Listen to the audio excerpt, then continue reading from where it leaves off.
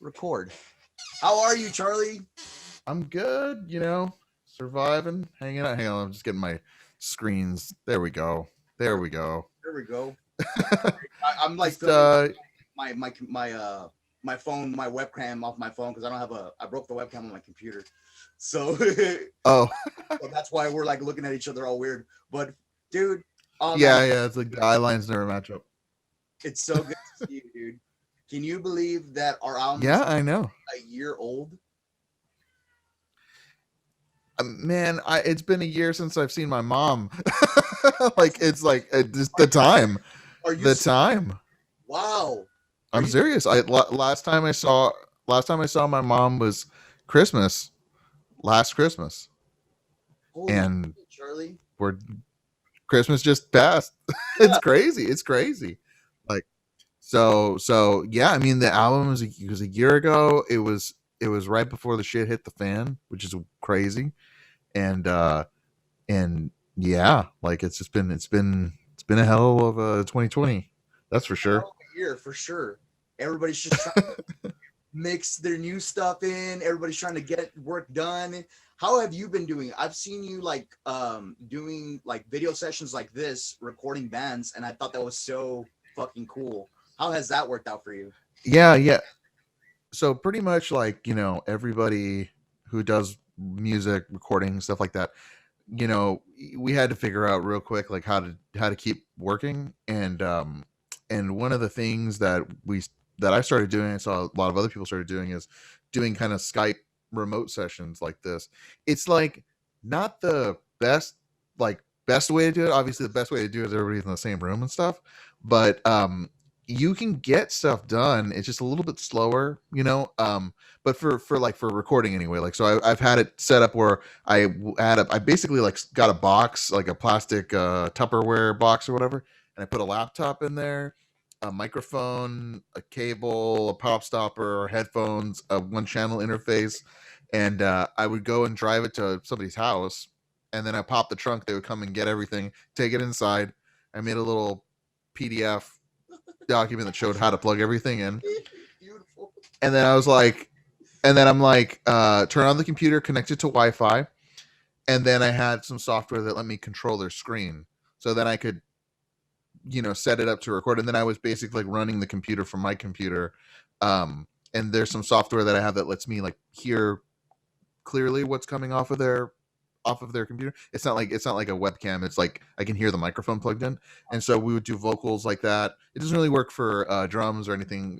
It's just like, if somebody just needed to track vocals, like, I got you, we got that. And so we did the band Debunker. We did their new EP that way. We had recorded basically like everything else, like all the guitars, all the drums, all the bass, that was all done. And so like we did vocals like that, and I've done that for a few projects this last year. But for the mixing, like, this is great. Like, Yeah. I have a Discord server or whatever, and so I can share my screen and they can see what I'm doing, and then I send a link that's got like they can hear what's coming off of my computer, like exactly what I'm hearing. And so then it's like this with a video call, and we can talk about what we're doing.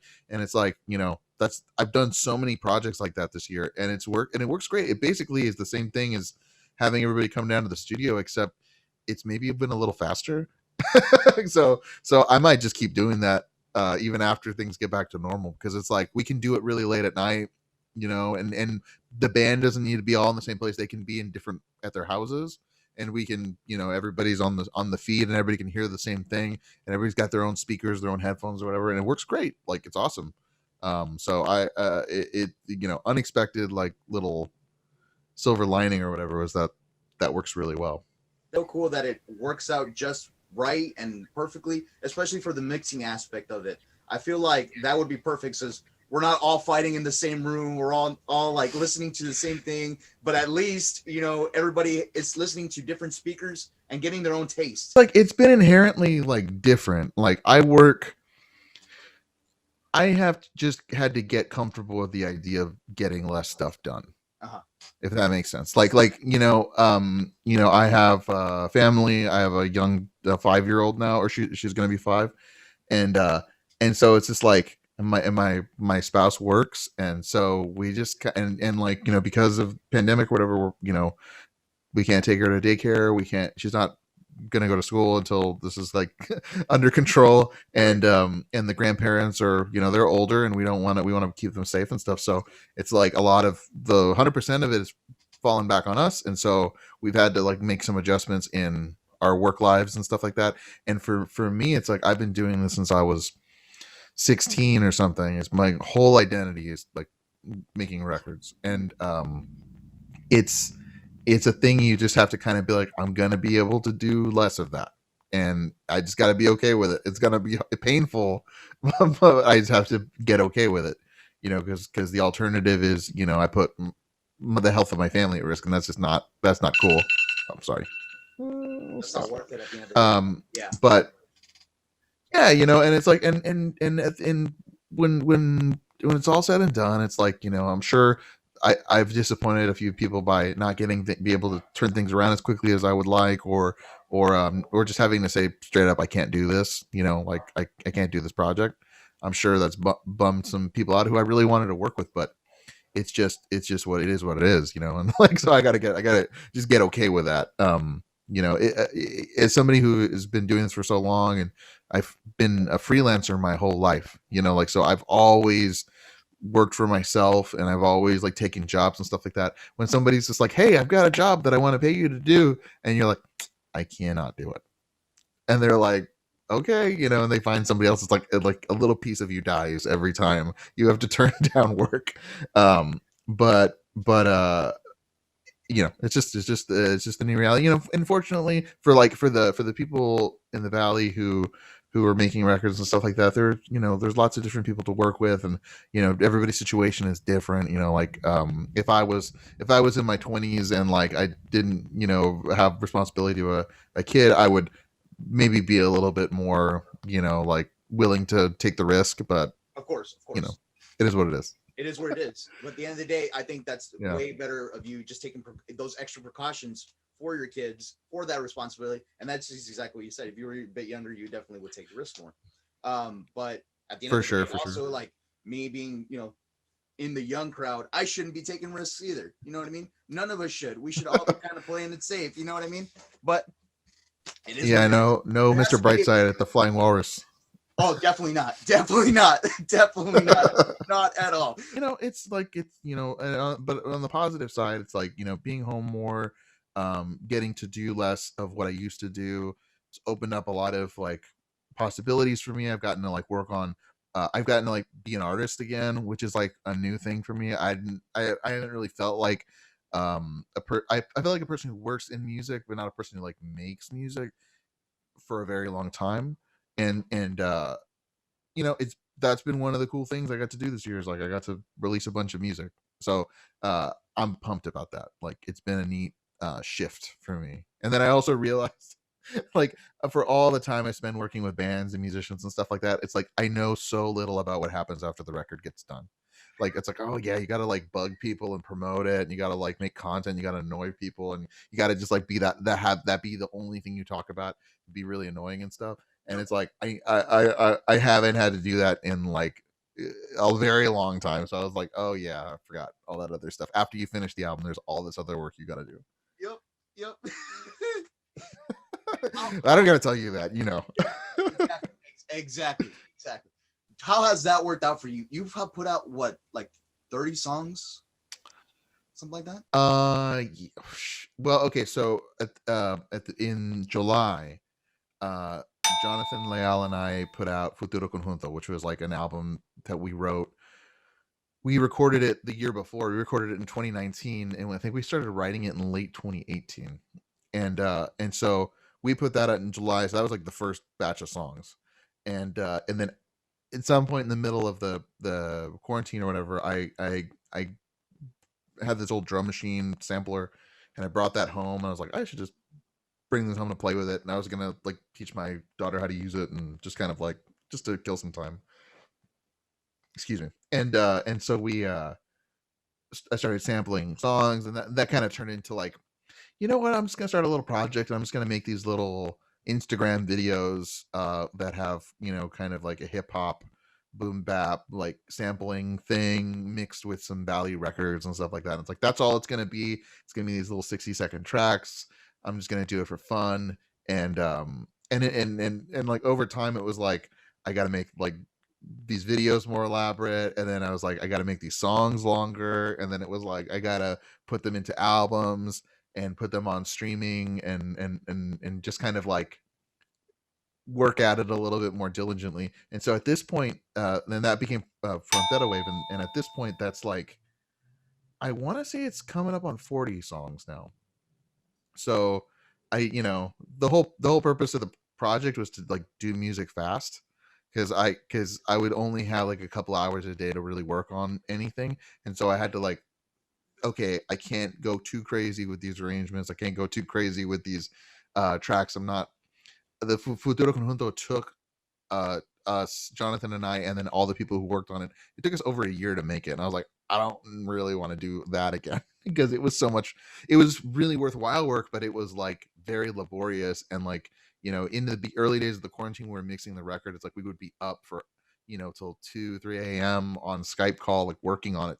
He's in California and I'm here in Texas, and so we'd be like working on it every night. And I was like, I want something that's just sort of like low uh low complexity, that's just sort of like groovy and like fun. And so like once I kind of hit on the mix of like this is where I'm gonna get all my samples from, these are the drum kits I want to build and use, and this is kind of like what they're gonna feel like, I got to the point where I was like I could make a track in like from start to uploading a video like 2.5 hours. And so I was like, this is perfect for me. I can make one of these every day, and so like then that's sort of how it started. It was just like it's just sort of my time to zone out and just like be creative and work on music within this kind of little sandbox that I built. And that's it. I'm not gonna try to make it so complicated that I don't want to do it anymore. And so far it's been like really fun. It's been a really cool like project, and I think a few people have taken to it, or like like connected with some of the same nostalgia. Like I'm using all these Tejano and Conjunto records and stuff, and some of them are like straight up remixes, and some of them are a little bit more like just like actual chopping, like crate digging style beats and stuff. And it's been fun, and it's been a way for me to kind of explore this music more, and you know other people were able to connect with it, and that's awesome. I fucking love those beats.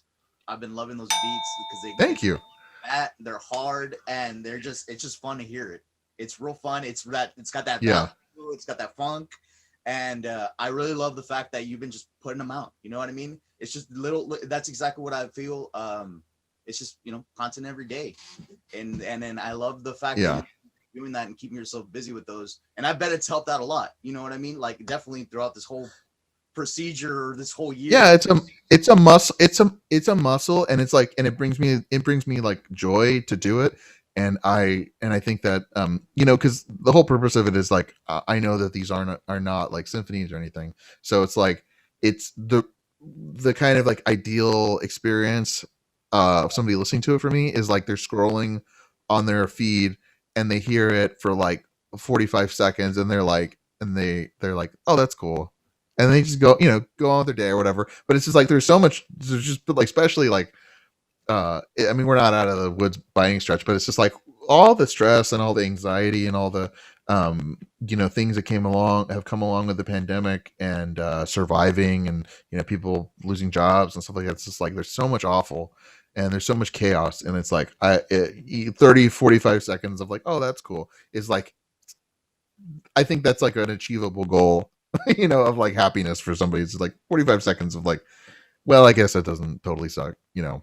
So I totally feel that, and it's such a contrast from what you were saying with the Futuro stuff.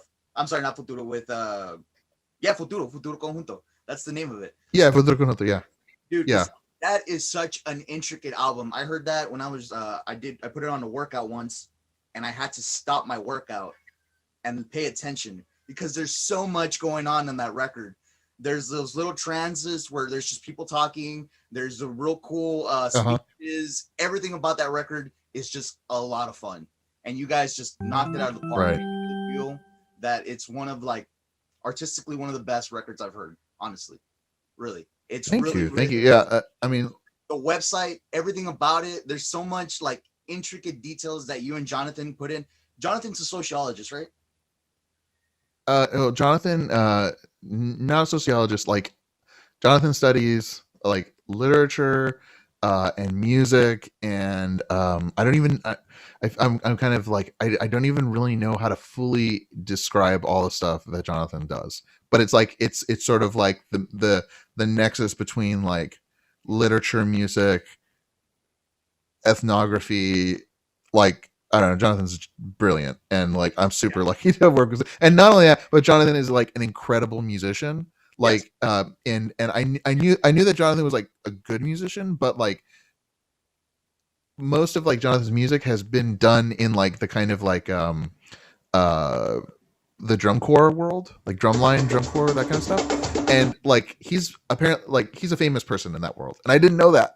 And so like I talked to somebody who was like on the record, and they had done drumline too. And then I mentioned Jonathan, like I know who Jonathan is, Jonathan Leal.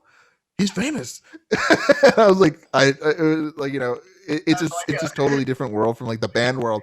It's a totally different world from like the band world.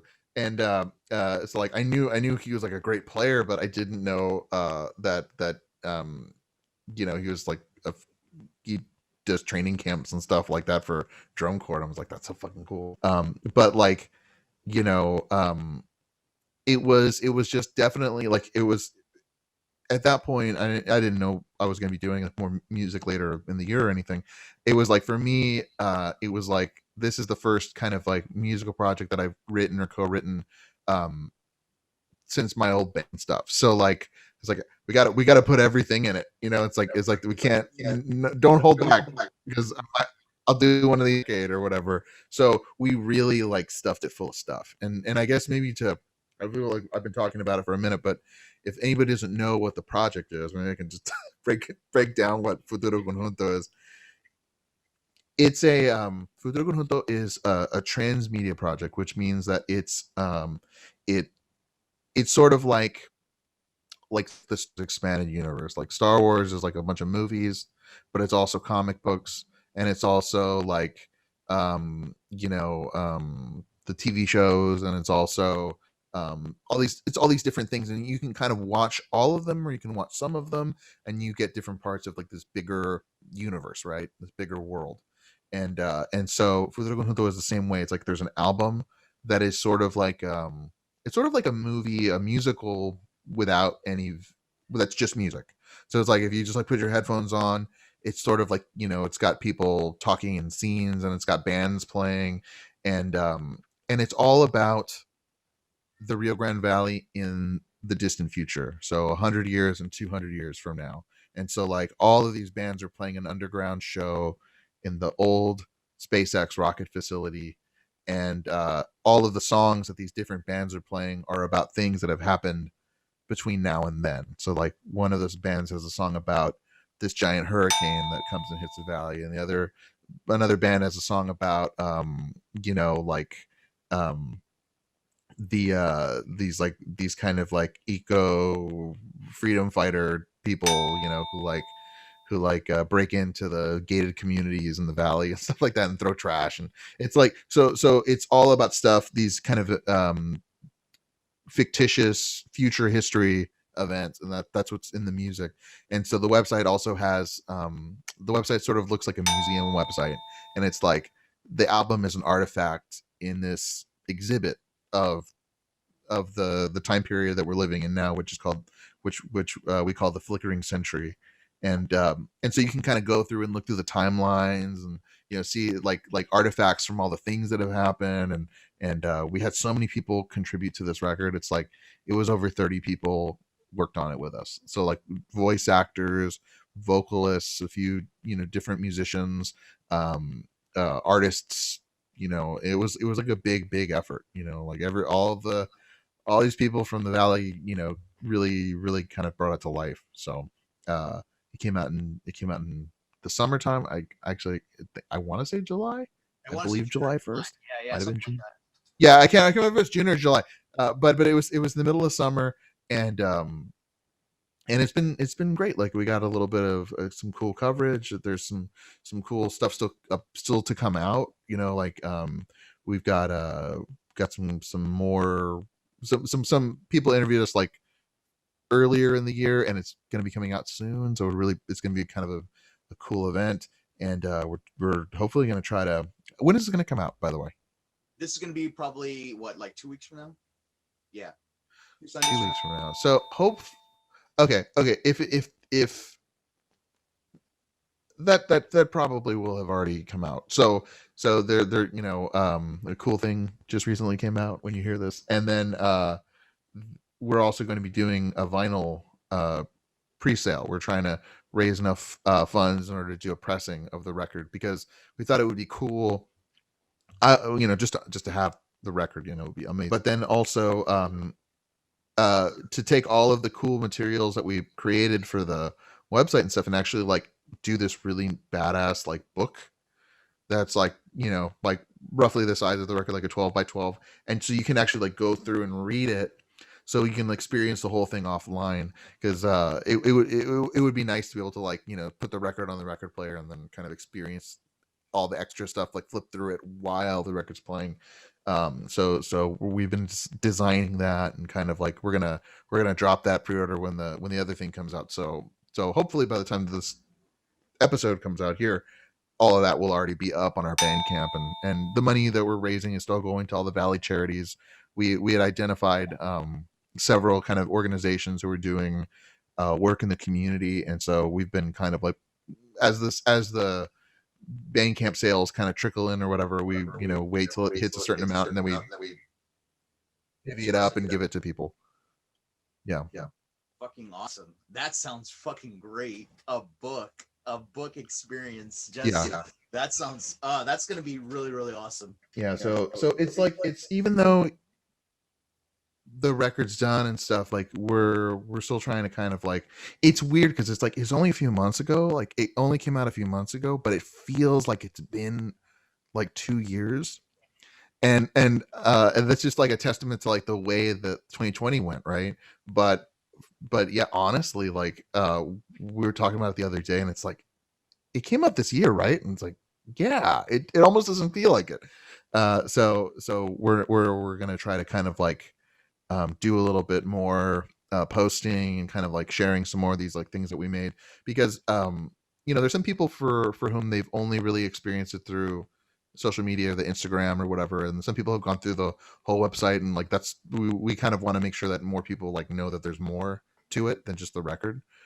So we're making it a point to like start reposting all that stuff, all these like little extra videos we made and all these little like posts that we did of artifacts and stuff. That's awesome. I like that a lot, and I'm on the same wave you are, dude. We honestly, because the record turns a year tomorrow that we dropped it, which is insane to us because we only put out that one music video. We had a bunch of other stuff that we had planned out for the record, and we were gonna conquer all of Texas on the summer. That was the plan. We were gonna tour all the summer. It was gonna be great. We were gonna do a bunch of shit, and then it's like, and then all of a sudden, stop. And it was like, dude, okay, well, let's keep writing. Because we have more stuff that's written, and we definitely want to go into the studio this time completely prepared. You know how it was last time. We were going with emotions, and we just kind of made it happen. That's the Lone Scar way. You make it happen. You make it happen. It's always like that a little bit. It's always like that a little bit. Like I used to think before I really got into making records and stuff. When I was first starting out, I was like working at the Tejano studio in Weslaco that I would work at, and the family that owned it, they were like really sweet, and they kind of like brought me up and stuff. But I remember thinking before that the way that records are made is like really like it's like in a movie, like where they go, it's like La Bamba, like he plays it one time and like that's it or whatever, and I knew that it was going to be more complicated than that, but I thought that it was more like you do all this work to like prepare and everything's perfect, and then you just kind of like it all just sort of like works. It's like a big like a professional domino thing where they hit the domino and like it does the the design or whatever. I thought it was like that, and they're like, no, it's all like duct tape and like something like hold this, and it's the same with like movies where it's like the like in the most amazing scene you've ever seen, there's like some person just like right outside a frame like holding something so that it doesn't fall on the lead actor or whatever. It's like that's just how things are made. So like no matter how prepared you are, it's like you're only like sort of prepared. Yeah. Completely true. Completely true. Speaking of movies, when are you guys gonna release that Pansy Pachanga? So, Pansy Pachanga is a documentary that I am producing. It's directed by Gabriel Sanchez and Ronnie Garza, who is my co-director on As I Walk Through the Valley, and it is a history of the LGBTQIA plus community in the Rio Grande Valley. So it's like sort of the history of the struggles in the community, um, sort of like the way that different people and different groups have kind of like overcome challenges, and then also like created families and communities in the valley, sort of like reflections about like what it means to be part of that community here, how it's different and unique. And I have been kind of like working on basically like what do we need help with. Okay, I'll do that. And so right now we're very deep in the editing process. Like we've done a couple of cuts of the film, and it's really starting to shape up now. Like it's really starting to like feel like a movie that you can sit through and watch and really like take something away from. And it's like it was so many interviews that they did. I was on for some of them, but like I didn't do nearly all of them. Like I was it was a very small fraction that I was present for. But in the editing process, like it's really kind of like finding the things that are the most resonant and the most kind of like interesting and funniest and cathartic and all these things. And so we've been pretty diligently working at that. We've submitted it already for a couple of film festivals, even though it's still work in progress. And so hopefully by the end of the year it will be out. um we still have ways to go, but it always sort of like feels like that. No matter how close you are to the finish line, it feels like there's a million things to do still. But it will be really great. And the work that they put into it, um, collecting these stories and finding these people to interview and all that, like it's really great. I'm really happy to be a part of it, in any capacity. But I'm excited for it to come out. But like, yeah, there's still so much to do. It always feels like. I can imagine, dude. I would not even know where to begin editing a movie. That sounds like way too much work for my shitty editing Yeah, skills. it's it's a ton of work, but it's mostly just like the volume of material to go through. Like with documentary as opposed to narrative film. Like narrative film, you have a script, right? And and so like you go and you shoot the takes, and the actors say the lines, and it's like, okay, like you review the takes and you put them together, and that's hard. But when you're really not even sure how you're going to tell the story, and you're interviewing like dozens and dozens of people, like I think it's well over 70 people that we're interviewed. um you're watching things and transcribing things, and asking people like similar kinds of to tell similar stories from different perspectives. And you're not really sure how it's all going to play together until you're actually editing it. So like a lot of the movie is made in the edit. And um and so you're watching these things like over and over and over again, and you sort of become blind to what you've already seen, and you have to like show it to somebody and be like, is this confusing? Does this make sense? Because once you know all the pieces that you've cut out, um it might now be like indecipherable to another person, because like you've whittled it down too much, and now you need to add some stuff back in. And it's a whole different like way of making a story, um very much like on the editing side of stuff. So um it is it's a marathon, it's not a sprint. And you have to give yourself time to step away from it and watch it again and stuff like that. But it's been a really rewarding process, and I like I said, yeah, I'm happy to be helping with it. Like, That's you fun. know I I think that it's a really great story, and I'm really honored to be working with the people I am working with on it. That's gonna be great. I can't wait to see that. I loved from what's called the Valley one. As I walk through the valley. As I Walk Through the Valley. I fucking love that Thank movie. you. Yes, it's so good. I showed it to one of my anthropology classes when during a discussion. Oh, really? Yeah. We just watched it. And not my class, obviously. I'm not a teacher or anything, but like I showed it to my, Uh, and she was like, definitely let's watch this in class, and she thought it was great. It's such a cool film. I remember seeing it at that little Q&A session that you guys did at the in Edinburgh. I don't know if it was at Pan Am or something. uh, But that's when I saw that film. we did a few in Edinburgh. We did a showing at the what's it Courthouse. called? There's like a little performing arts center thing behind the city hall. Yeah, that's Yeah, we did a that's where we did the premiere, and we also did like some Q&A stuff there too. But yeah, I like, it's like that film came out in 2017. It's already been 3 years. It's yeah. wild. Like it, and we started that in like 2015 Wild. or something like that. It was a really long time. And also we were kind of like learning as we went, right? So like hopefully we were able to like bring a little bit of that hard-earned knowledge to this production, which I think we did. It's like the only real way to like learn how to do it is to do it. And and you get a little bit better every time if you're paying attention. So Yes. hopefully we paid Yep. enough attention. That's exactly how I feel too.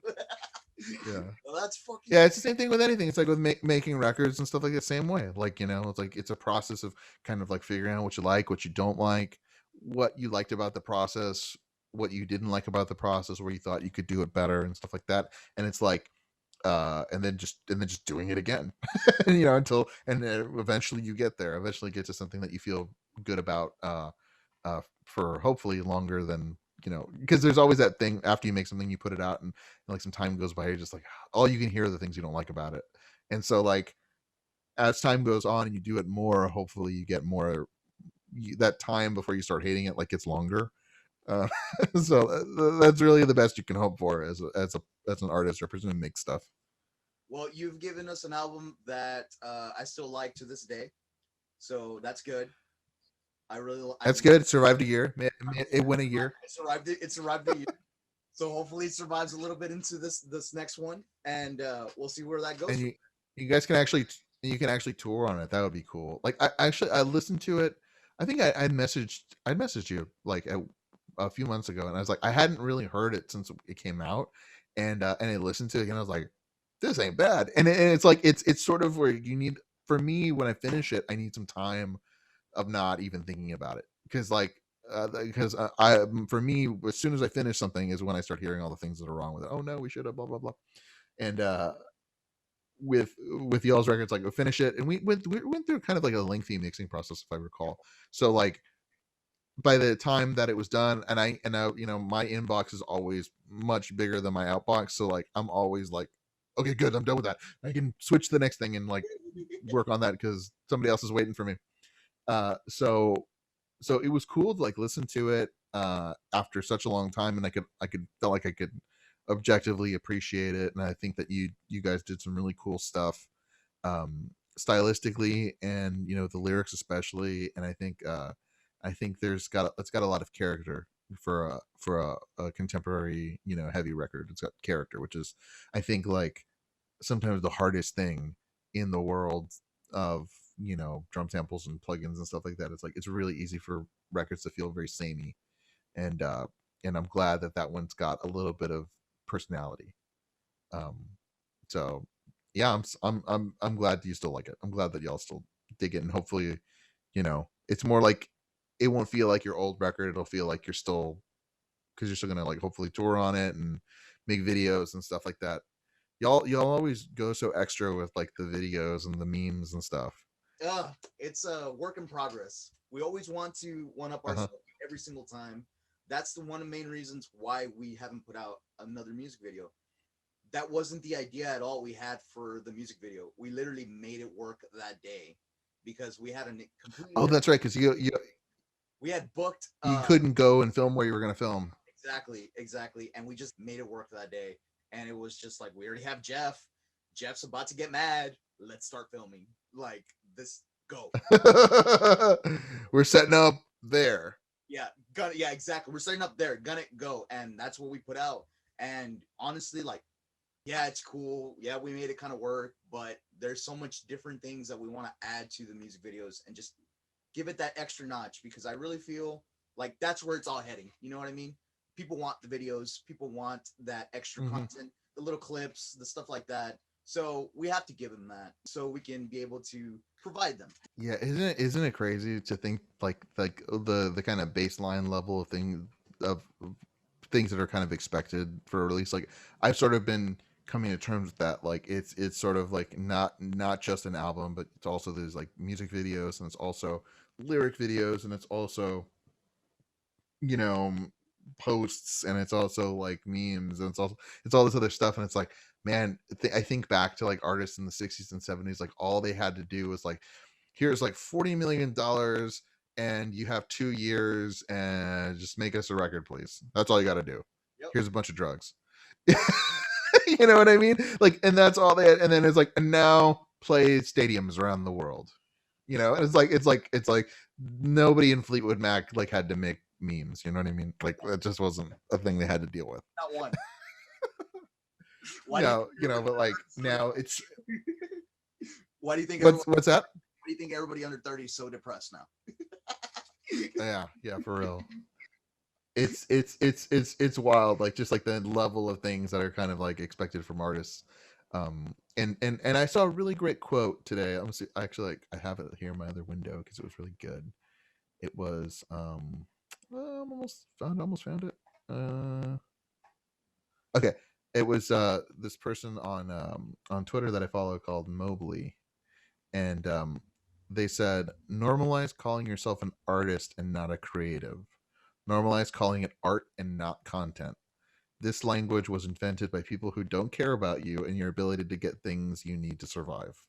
So it's like there's sort of a, and I was like, oh, it's very profound because it's like I've caught myself calling stuff that I make content before, Yeah. and I'm like, that is definitely a devaluing kind of like word for uh considering the amount of work that is put into like everybody, all the musicians and artists I work with, like I know that they put so much work into their stuff. And that kind of language it is sort of like strips a lot of that away, and it's like, oh, you're cranking out content, I'm cranking content, making content for the algorithm or whatever, and it's like it's not really like you wouldn't call like you wouldn't call I don't know a masterpiece painting, or you wouldn't call it content. You wouldn't call you know what I mean. You wouldn't call like a symphony content. Like they're difficult pieces of work to make. They're you might call them their art or craft or whatever. But like I've been thinking about that since I read that today. That's good. But like at the same time it's like it would be great if everybody felt that way, right? But that's just like not what that's not the world, right? So like we have to try to find ways to make these other things that we make besides our primary work, the music or the movie or whatever, make all these other things and try to find a way to make them meaningful and deepen the experience. And that, I guess, I mean, like with the Conjunto, that's sort of like was the idea behind that. It's like all these things should deepen the experience. They're not just extra fluff. You know what I mean? Nothing wrong with fluff. Fluff is fun. I like funny things, Mm-hmm. but like it's if you're gonna put all this energy into making them, like hopefully they're meaningful to you as well, right? um I loved I wish y'all were able to do more of those like cooking and drink making videos, like the barbecue video. We literally just filmed the bartending video right before this podcast. did you Yeah, did you really? yeah, That's great. yeah, yeah. That's great. What? We did three actually. Yeah, right Oh, that's great. Great. before this podcast. Yeah, that's another thing that we needed to do. So that was the main point of starting the podcast was let's turn this into a variety show where we don't have to be pushing out music. So when we focus on music, it's its own separate entity, and it can Hmm. still stay meaningful and super powerful, and it can be its own monster. The content stuff that we have to provide now to survive as an artist, um, Yeah. let's make it what, let's have fun with it. Let's do the cooking videos, let's do the bartending videos, let's show those extra sides of us that's not just the musician side. Exactly, because I think like when you guys like your music is, I would say like it's fairly serious, and it's like if there's if there like there is some like kind of dark humor in it, but I think it doesn't really, the music on its own doesn't come through as much. It's sort of like knowing your band as a group of people. Like I know that like y'all have a really great sense of humor and like are very creative with other stuff, outside of the music. And it's like I think that that is something that y'all do that is really great and like unique. And I think like for me personally, like that is sort of like what I connect with your band with. You know what I mean? Like for me, it's like the if it was just the music, I would be like, oh, these guys are probably like no fun because it's all music about like the end of the world and dying and stuff. But when I know that about you, plus I know that like y'all are very goofy and like will spend a lot of time making like something just for the purpose of, like making people laugh. Like you'll make these kind of like pictures or these like videos or whatever just to make people laugh because like that's something that you like to do as well as a group. Like that to me is like I can get with that. Like I think that's really great. Thank you. Thank you. It's got to be I fuck with that. that Yeah. balance, that balance. You know what I mean? Yes, the music is very seriously, and I feel like sometimes the guys do hate it a little bit. I'm like, I'm sorry. That's what I write about. I'm sorry. This is Yeah. the shit that comes out. Uh, I apologize. This is just This is what I'm worried about. This is what I think about. But it's like but I mean like nobody is just one thing. You know what I mean? Like and I think that for people who are like making music and putting out stuff, and it's like I feel like you have to create this sort of like version of yourself, like you're creating like a an image for yourself that is like I'm this and this, but I'm not that and I'm not this. And I think that that can feel probably suffocating at a certain point, like if there's something that is true to who you are that you would also want to do, but it's like, oh well, it doesn't fit with what I've kind of established for myself, where I'm trying to be cool or I'm trying to be dark or I'm trying to be like whatever. It's like I feel like that would be frustrating, like to not be able to do something fun or something silly, or to feel like, or at least to feel like conflicted about it, like you're not sure if it's a good idea or not. But like if you can incorporate all of those things into who you are as an artist, um like it can be serious and it can be like you know um funny, and it can be like all this at the same time. And because these are all just facets of everybody, like I think that's more real. Like and I think that this is, it's interesting because like you think about bands from like the 70s, 80s, the 90s, especially in like heavy music, right, where it's like I think of like you know Norwegian black metal or whatever. They're just like we are the most evil, and it's like I don't know their hearts, but I feel like to a certain degree it's sort of like it is a little bit of a game, it's a little bit of a put on, but like they can never break it. You know what I mean? And it's like it's that's it's kind of like a little stifling. And then I think in the 70s and stuff like that, it's like Kiss or Alice Cooper or whatever. It's like, oh, they're so evil, and it's like they're not, and they never were. But like at the time, that's kind of like what they had to portray at all times and stuff like that. And now we know Alice Cooper's like real goofy and kind of like a weird old guy, and Gene Simmons is like shitty or whatever. Like that's who he is when he's not the demon. He's like just a shitty dude. But like it's cool that there's space, or there's an opportunity now to like do more, embrace your be weird. more authentically you, like who you are. Yeah, like, and it doesn't all have to be in the music. It can be like in the other stuff you do too. Exactly, and that's exactly kind of But that's cool. that's such a cool thing Oh, that what were the drink? it was a smoky paloma. They were like two like tequila based drinks. One's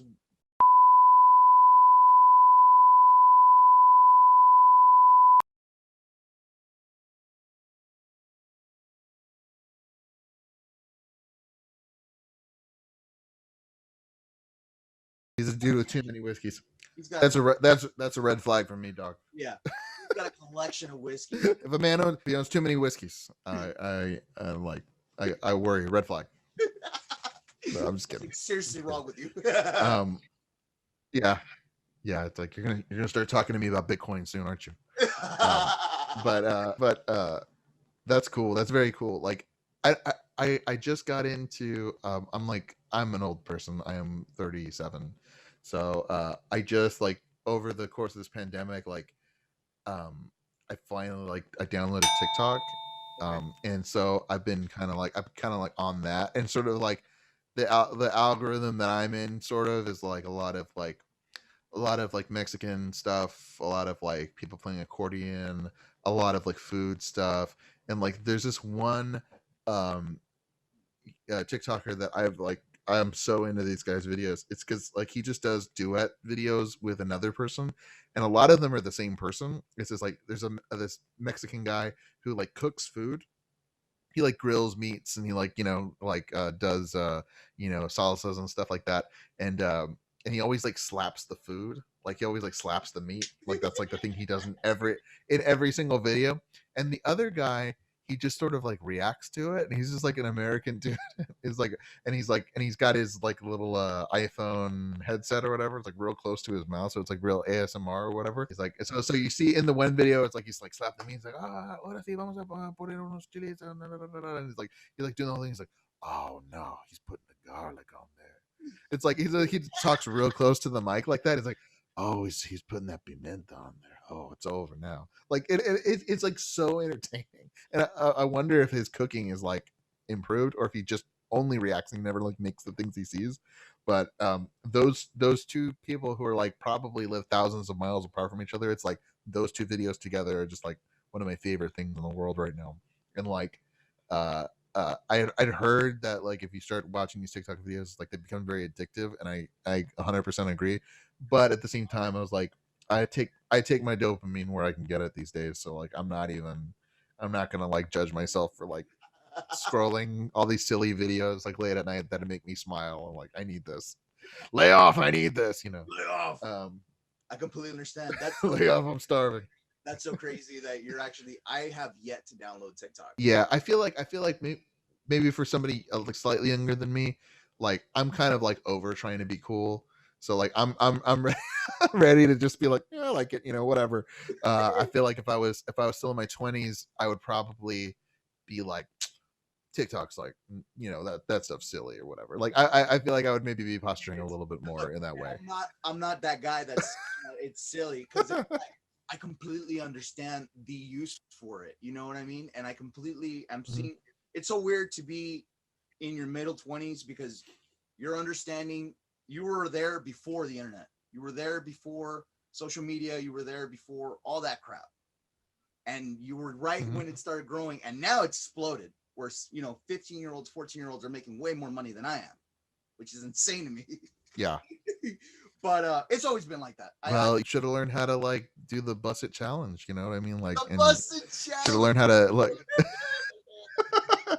you too could be an influencer. It's strange. Like I don't know if you've seen that meme where it's like without saying how old you are, like show me like how long you've been on the internet or whatever, like where, and then people are like posting like AOL Instant Messenger or whatever, and it's like I remember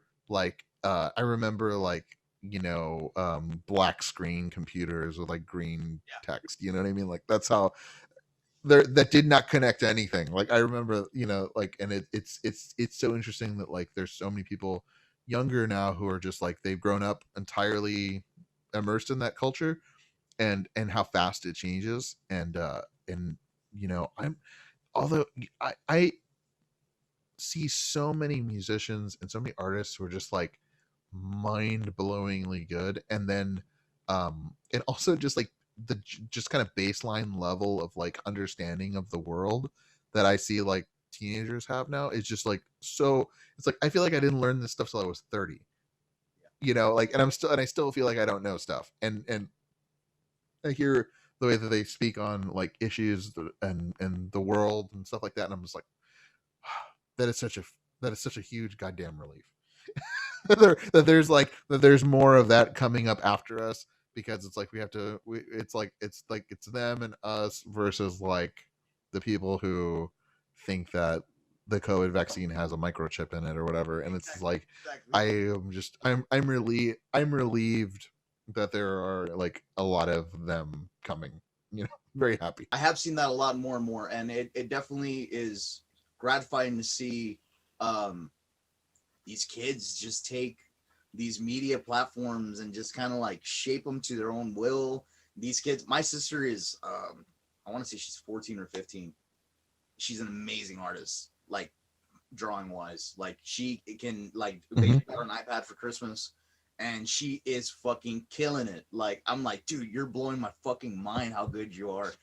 Because I'm like, at that age, I didn't give a shit about any of this. I was barely playing guitar. Like, and you're like constantly Yeah. on it. Like you're just drawing every day. Like you're, and it's so cool because like she don't do the because they already started in person classes, but my mom was like, fuck that. She's staying home. Like Yeah, it's nuts. It's nuts. Like, so she's like, and like yeah, they're putting teachers at so much risk. for real, insane process and everything. But we're at least we're at the vaccine already. At least we're kind Yeah. of normalcy kind of coming back. We're at least it's starting to look okay. Yeah, I was talking to my mom about this today on the phone, and I was like, it's so weird to me that like, okay, so the priority groups right now are, health professionals, of course, and then also like people 65 and up. And I'm like, if the group that you are prioritizing is 65 years and older, why on earth would you make the sign up a thing you have to sign up for that they announce on freaking Twitter? Like 65-year-olds aren't on Twitter, especially not in the Valley. Like it's just not a thing, So like, why would you put it there? So like, it was a thing where I would have, we would like see it or hear about it, and then I would be calling like my mother and father-in-law or like sending them a text and being like, here's the sign up, like sign up. And they finally got theirs yesterday actually, but like they had to wait in line for 8 hours or something. Like it's just it's like it's the most chaotic sort of rollout, and it's really like it's really discouraging, because it's just like, even while they were developing the vaccine, I don't want to go on too long of a rant about this, but like even while they were developing it and we are waiting for it to come out or whatever, it's like they got to test it and stuff like that. They knew they were going to have to give it to people eventually, right? There was just like zero interest in creating any kind of plan to distribute it, and so they're like basically like starting from scratch now, evidently. And it's like, and in the absence of a plan, what you get is like corruption, and we can't find the doses and they're going bad, and like then you have like crazy people like intentionally ruining them. It's just like, it's just total chaos because there's no plan. And it's super frustrating because it's like, I want all the people in my life who are in high risk groups to, if they be at least given the option to get it. I would love it if everybody just got it, without needing to be convinced. But like, everybody's in a different place, I guess. But they can't, because like you have to sign up. It's like it opens and it's like buying fucking concert tickets. It's like it's like getting scalped. It's like getting scalped Coachella tickets for the vaccine of the century. That like is the most like important thing that we need to. If we needed to get anything right, it's this, and it's like, this is how we're doing it. It's nuts to me. Like it doesn't make any goddamn sense. What of this doesn't make sense at all? But hopefully, yeah. But like you said, hopefully it's like we'll start to see the turn, and like especially for like the teachers and like the people who are put in harm's way in that way. And it's like, I feel like probably the thing that's the most upsetting is like, for all of the lip service that we pay to teachers are so important, like, or nurses and healthcare professionals are so important. It's like, we certainly don't like act like it. Yeah. And it's like, we don't pay them shit, and then we're like, put a trash bag instead of a face shield or whatever, and reuse the mask, and hopefully you don't die. And it's like, it's really like upsetting. I feel my heart breaks for like everybody who, not only the people who have to do it, but like for their families as well. And it's like, that kind of anxiety of having a loved one like have to go out and be at risk every day. It's like, it's a lot to live with, and it's a lot to live with for however many months it's been going on, like every day, it wears you down. Like I don't know if you've experienced this, but I certainly have. It's like I I wrestle with anxiety and depression now way more than I ever did. Oh yeah. And it's just sort of that constant beating of like what today, what What's now, what's what's next? next.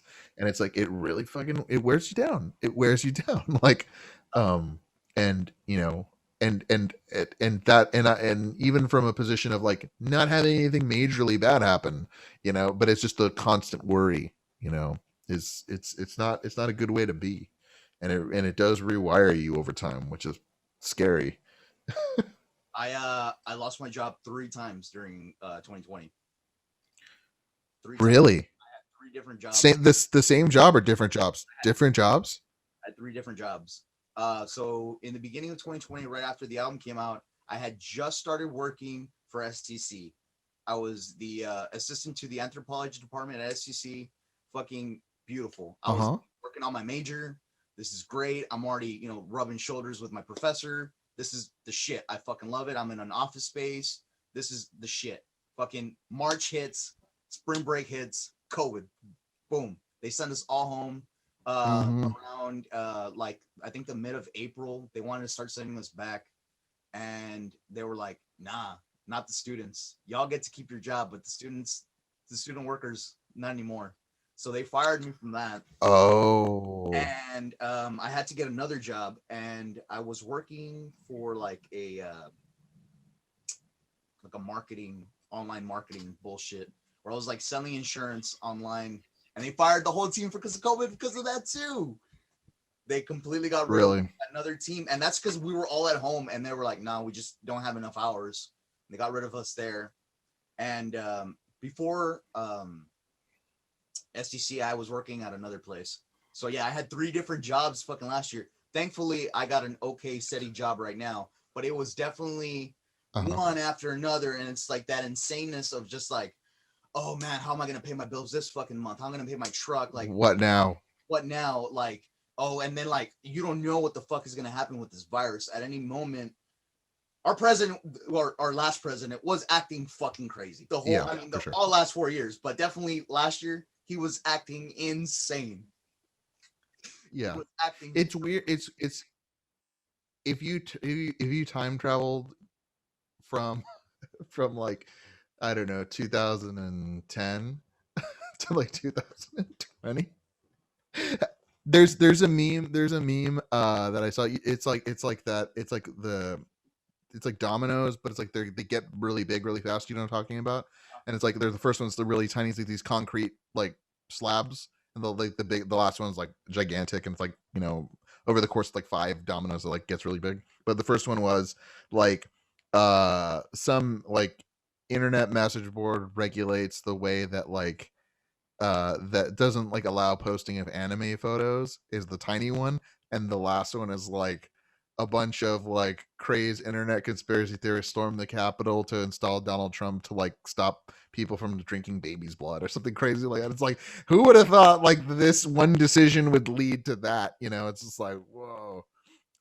It's a strange thing, and it's like, I, I don't really know what to make of it. It's very sad to me that like it was that easy to do it and it didn't take that long, right? It's like, I know that these problems go back much further than the last 4 years, but it's like just poured some gasoline on them, and like, wow, these are the cracks in our system right now. It's like they're pretty bad. um it's scary, and it's like for like that uncertainty, I think, is what's the worst. And like, I know a lot of people, well before this, like dealt with uncertainty and like not knowing how things were going to go for them and their families or whatever. But it's like I've always like kind of had, a pretty like even keeled existence, thankfully, luckily. And it's strange to think like, well, shit, like, what if things totally collapse? I've thought that multiple times this year. Like, what if like it's fucking Mad Max? Like how? And it's like, and it sounds nuts, but it's like, it's really not that nuts. Like, people are starting to act real.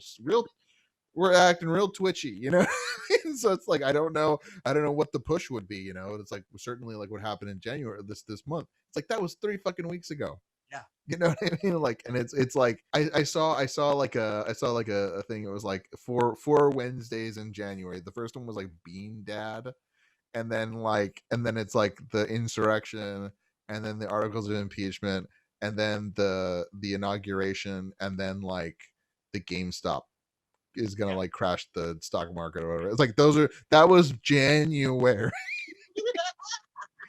you know. And then there was a hurricane and like all these other things last year. And it's like I can't even keep track of all the shitty things that happen. Yeah. You know what I mean? Like it definitely I don't know if we're just gonna get used to like things always being kind of like this now. I hope. I mean, I would love it if they stopped, but I just don't think that's gonna happen, you know. So like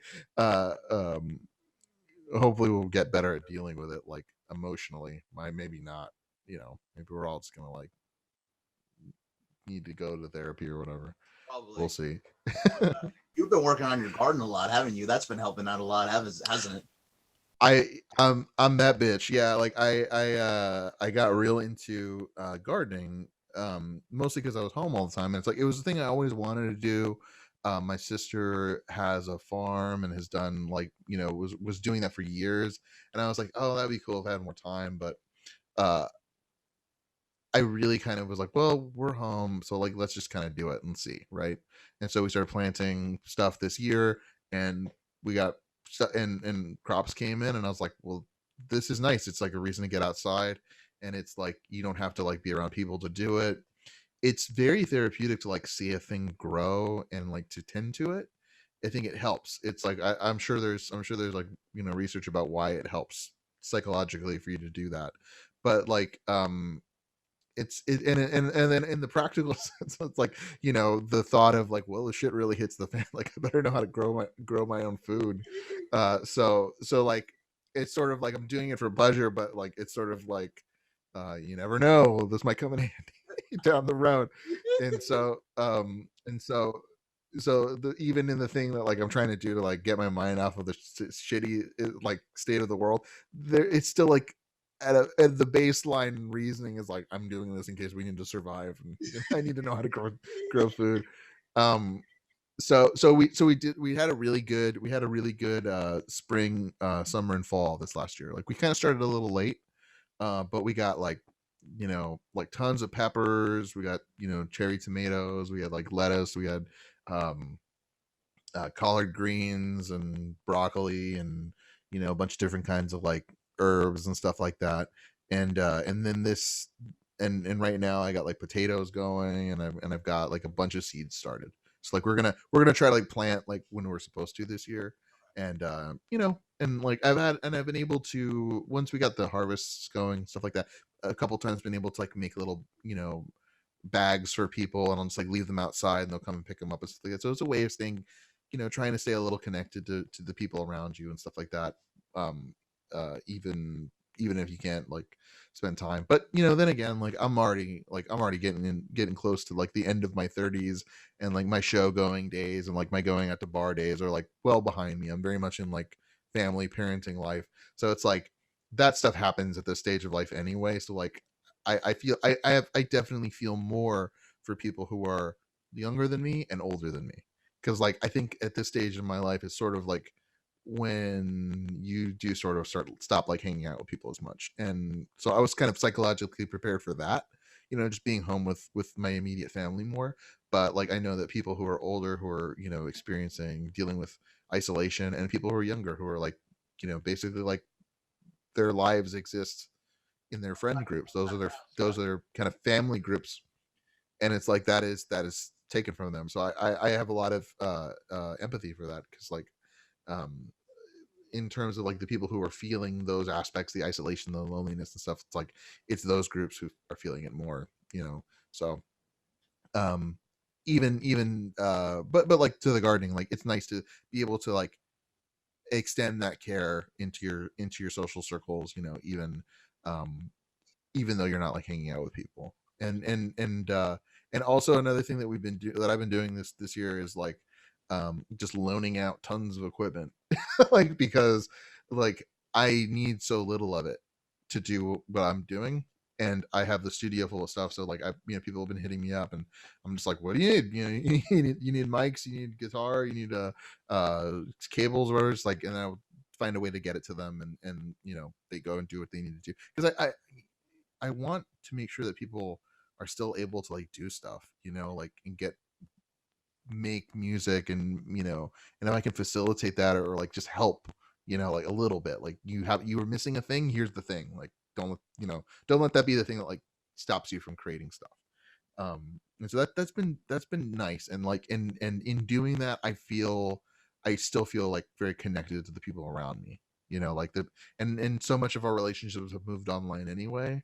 It's like, with the exception of like eating out, like not at all anymore, and like cooking at home, it feels, the day-to-day feels very similar. It's like you get a little less work done, you hang out with your family a little bit more than you would otherwise when you were working full time, but like generally it feels normal, and I'm very lucky to be able to say that's been my experience.